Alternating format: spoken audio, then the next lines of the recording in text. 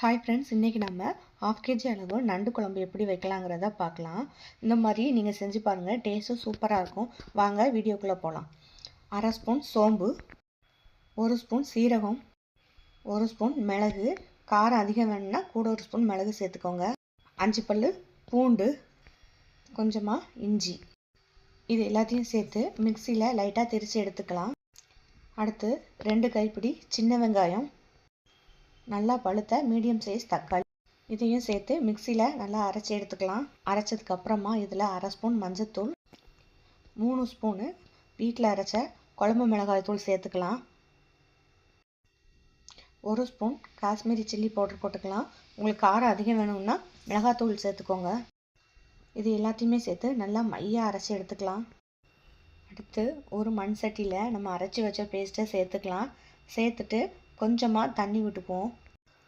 அடுத்து ஒரு எலுமிச்சம்பழ அளவு உள்ள புளியை கரைச்சி அதில் அந்த தண்ணியை சேர்த்துக்கலாம். எல்லாத்தையும் சேர்த்து நல்லா கலந்து விட்டுக்கோங்க. எல்லாம் நல்லா கலந்ததுக்கப்புறமா நம்ம க்ளீன் பண்ணி வச்சுருக்கிற நண்டை இதில் சேர்த்துக்குவோம். நண்டெல்லாம் சேர்த்ததுக்கப்புறமா இந்த மாதிரி ஒரு தடவை நல்லா கலந்து விட்டுக்குவோம்.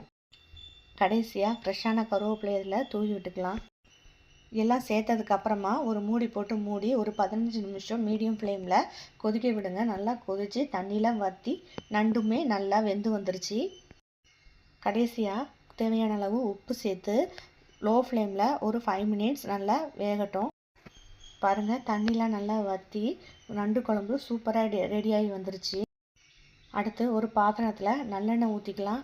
நல்லெண்ணெய் நல்லா சூடானதுக்கப்புறமா கடுகு வெந்தயம் போட்டு நல்லா பொரிச்சிக்கலாம். கடுகு வெந்தயம் நல்லா பொரிஞ்சதுக்கப்புறமா வெங்காயம் சேர்த்துக்கலாம்.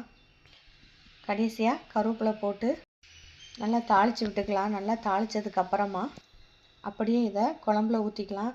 பாருங்கள், சூப்பராக நண்டு குழம்பு ரெடி ஆயிடுச்சு. இந்த மாதிரி ஒரு தடவை நீங்கள் வச்சு பாருங்கள், குழம்பு அவ்வளோ டேஸ்ட்டாக இருக்கும்.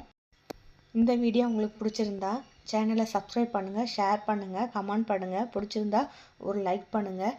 தேங்க்யூ.